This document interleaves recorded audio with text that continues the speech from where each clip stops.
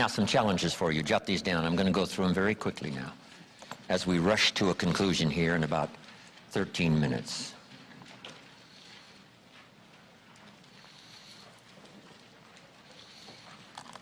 Here they are. You're going to have to write fast now. Here's number one. Review your performance, whether it's communication or whether it's activity or whether it's a CEO or whether it's on the job.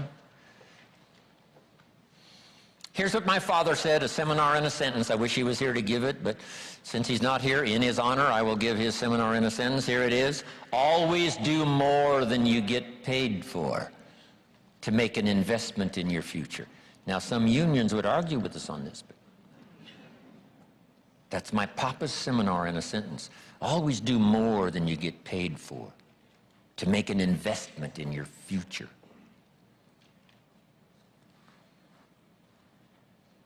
My father was so unique. Papa said if it's raining, you can't fix the roof. If it isn't raining, it doesn't need to be fixed.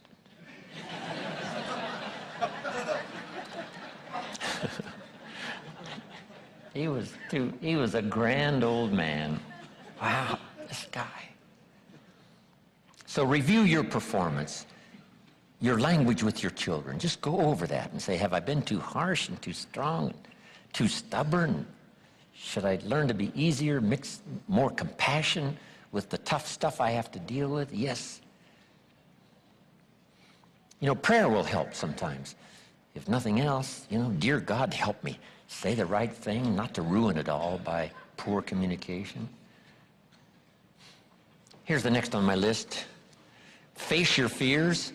You know, I don't know what challenges you might have in going over the stuff we've been going over in terms of amending your philosophy or going back and, you know, redoing some stuff that you might have messed up. But face all your fears. That's how you conquer them.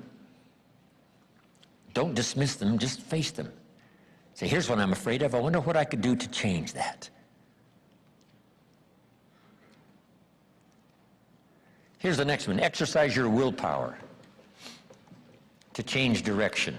You don't have to keep doing what you've done the last 6 years if it's not yielding you the benefits you want. In the seminar I do for Jerry,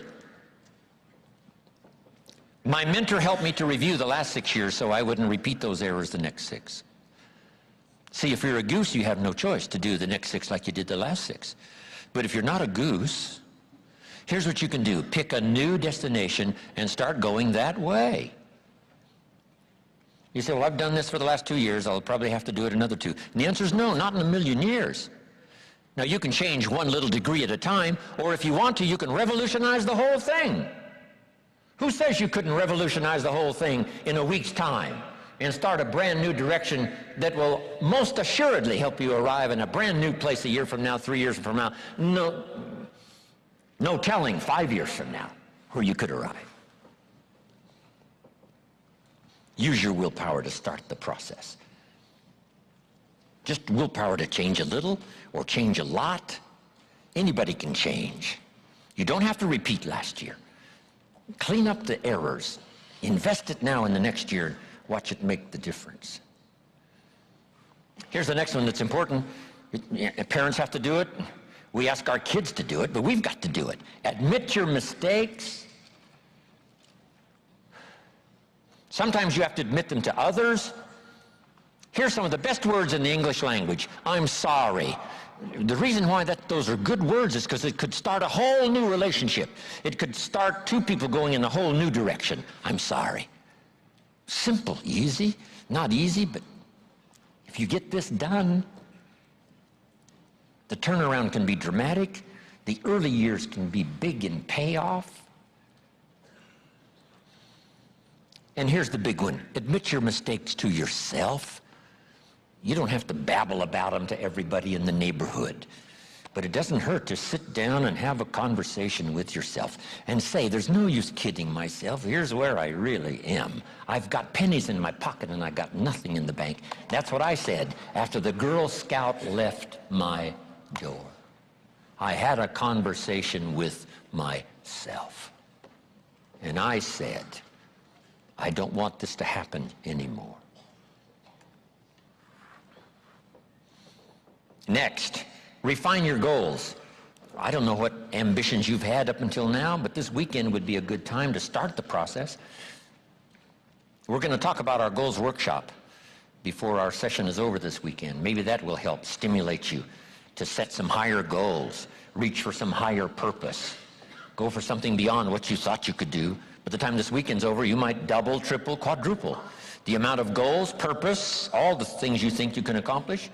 You could multiply that by 10 by the time we finish here on Sunday. Here's the next one, believe in yourself. Yes, you got to believe in God, and you got to believe in the community, and you've got to believe in the possibilities. You've got to believe in the economy. You've got to believe that tomorrow can be better than today. But here's the big one, believe in yourself. There isn't a skill you can't learn. There isn't a discipline you can't try. There isn't a class you couldn't take. There isn't a book you couldn't read. If it's written in some other language, you just get it translated and read it. Here's the next one. Ask for wisdom. This is communication of the highest source. Ask for wisdom. Ask for wisdom that creates answers. Ask for the wisdom that creates faith to believe things are possible.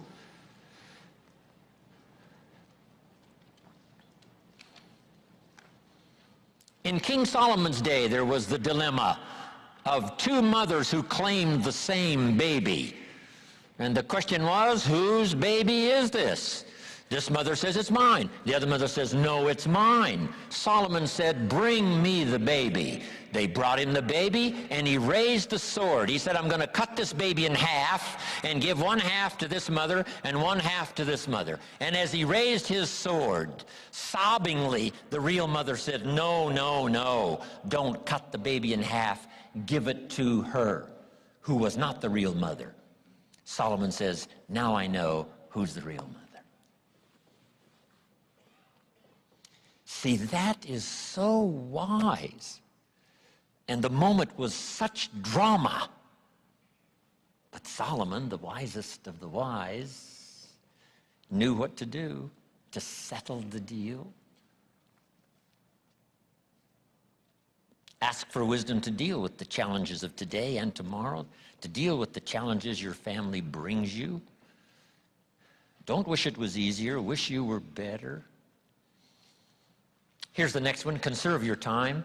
I must learn to do this. How much time have I got left? Not an unlimited supply. How many of these weekends can I do? Not 1,000, just a few, maybe a handful. Sometimes we get faked out. Bill Bailey says, the average person says, I got 20 more years. No, Bill says, you got 20 more times. If you go fishing once a year, you've only got 20 more times to go fishing. Not 20 years. That fakes you out. I got 20 years. No, 20 times. See, that brings it right down to the real stuff. 20 times. How many more seminars like this? Not 1,000, a few, just a few. So would I mumble and stumble? Would I give you less than my best when I've only got a few more to give? And the answer is no, of course not. If you're a person of some dignity and quality, you wouldn't let that happen. Next, invest your profits. We're going to talk now about this before the weekend is over on financial independence. And I'm going to give you some excellent advice. Here was one of the philosophies Mr. Shoaff gave me, along with Mary Kay. Here's what he said, profits are better than wages. Wages make you a living, profits make you a fortune. Mary Kay and I went for that. Wow. Could we start earning profits while we're making a living? The answer is yes. I went berserk.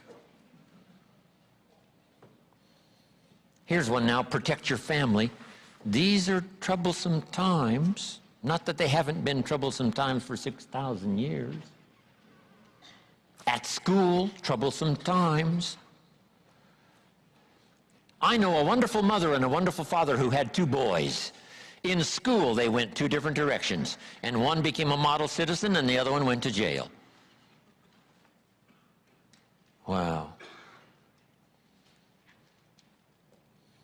Protect your family as best you can from the hidden dangers, the lurking evil one.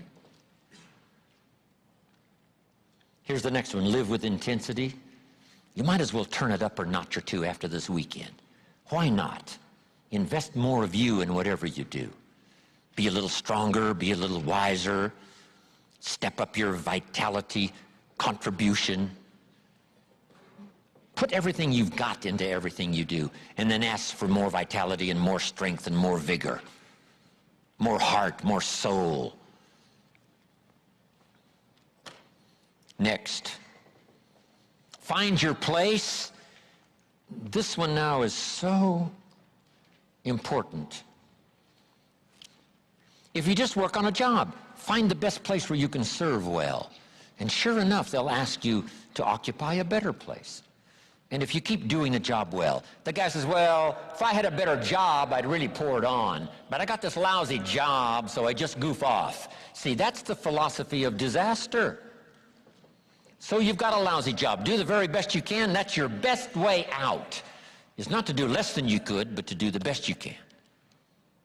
With that philosophy, your life can take great leaps forward. Here's a Bible phrase that says, if you work on your gifts, they will make room for you. They'll make a place for you. Here's the next one. Demand integrity from yourself. You can't demand integrity from someone else. Integrity is like loyalty. You can't demand it of someone else. You can only demand it of yourself. Be the best example of loyalty, and you'll get some loyal followers. Be the best example of integrity, and you'll have people surround you that have integrity. Lead the way. Next,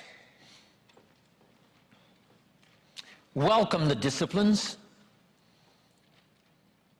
Can't give you much better advice than that, because disciplines create the reality. Disciplines build bridges, build cities.